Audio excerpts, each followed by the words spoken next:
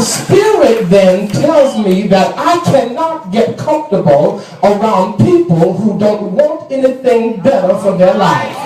You know, they come in and they leave trash all over the yard. No, don't leave trash all over my yard. The devil is a liar. If you don't want to take care of what God has given you, that's on you. But don't throw your stuff in my yard. Because something on the inside of me tells me that my yard ain't supposed to look like trash. I can live in the ghetto and still have some grass. Come on here, somebody. Bless the name of the Lord. And so, it is this mentality that lets us know that we cannot get comfortable in unsatisfactory conditions. There aren't too many people around today that will allow you to walk over them and to treat them badly and to scandalize their name and to just bring them all through the dirt. There aren't too many people that will allow you to do those things to them before a light comes on in their head and they say, wait a minute, I don't have to take this. Somehow down the line we've gotten the perception that we can just treat people any kind of way and they're supposed to want to be around us. No, the devil is a lie. If you treat me like dirt, I'm going to remove myself from your company. If you can appreciate me, then I'm going to remove myself from your company. Because I understand that what God has given me is not something that is just for you to take advantage of. And I may allow it to go on for a season, and you may think that you're getting the upper hand on me because I've not said anything. But just because I don't say anything doesn't mean I don't know anything. And just because you pat me on my head and say it's okay, no, that does not mean it's okay. And after a while, the time is going to come where God is going to put an urgency in my spirit, and I'm going to say, I'm not going to live like this anymore. You didn't appreciate me while I was there, so when I go, just lift your hands and tell the Lord, thank you. For example, common sense tells us that when we are in a physically dirty environment, if our house is falling apart, if our floor hasn't been mopped since 1977, if you ain't washed your dishes since last Christmas, something on the inside of you ought to tell you that your house ain't supposed to look like that.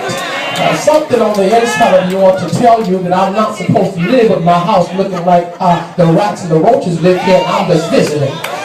So something ought to kick in on the inside of us and let us know that if we are in a dirty environment, we can do one of two things. To correct the situation, we can either remove ourselves from the dirty environment, or we can choose to clean up the mess that we're in.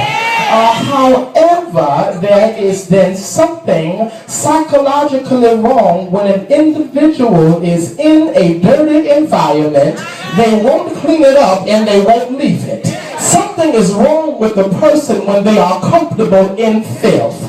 Something is wrong when a person is comfortable in disorganization. I can't live with my house looking crazy. I can't live with stuff all over the place and stuff on top of stuff, because something in me, in my spirit, says the God I serve is not a God of confusion, so he's a God of order. And because he's a God of order, my house can't look like it's crazy and God be on the inside of me, because cleanliness is not next to godliness. Cleanliness is a part of godliness. You can't be holy and nasty. You can't be sanctified if you don't want to wash properly. There is a correlation with your righteousness and your cleanliness.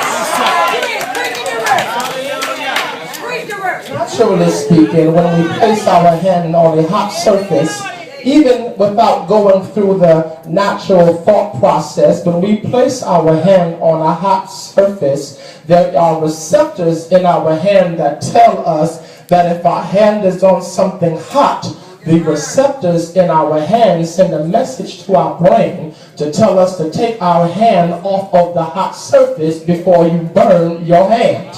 However, then that means that there is something innately on the inside of us that causes us to want to remove ourselves from negative situations.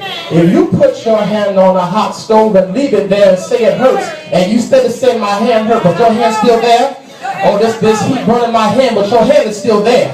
Oh, this fire is on my hand, but your hand is still on the surface. And so if you want your hand to stop hurting, you want to take your hand off the surface. If you are here today and you say, well, my life is messed up, but you don't change nothing, that means you must be like it where you are. If you say my life is crazy, but you won't change anything about it, that means you are comfortable where you are. Because something on the inside of you ought to stir up and say, something more has to come out of my life than this. I refuse just because those in my neighborhood smoke weed all day and do nothing. The devil is a lie. That's not going to be my testimony. If you want that weed take your life down, let weed take your life down. But I'm going to do something better with my life than smoke weed all day. Come on, y'all want to talk to me today. There is no ambition in this generation. People can sit home all day and just do nothing. People can just sit home and watch TV all day. I have a problem staying in the house all day. I'm going to tell the truth. I can't stay in the house all day now. Before the day over, I got to go outside and just smell the fresh air. Some folks stay in the house all day, and not because they are sick, but they just don't have nothing else to do. No ambition, don't want to go nowhere, don't want to talk to nobody. Just want to stay in the house and watch Broadway and smoke weed and eat bonbons. No, the devil is a liar.